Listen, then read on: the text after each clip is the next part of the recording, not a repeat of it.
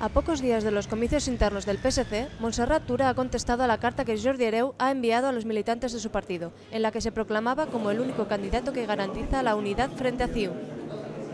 Vull entendre que ha estat una mala traça a l'hora de redactar-la, perquè tots dos ens hem compromès el 19 que guanyi qui guanyi ens posarem a treballar per la candidatura socialista. La precandidata socialista ya rechazó hace algunos días el ofrecimiento de Hereu a formar parte de su equipo en caso de que él fuera el candidato definitivo. A 2 días de las primarias del PSC, los dos candidatos socialistas, Montserrat Tura y Jordi Hereu, preparan sus últimos actos de campaña.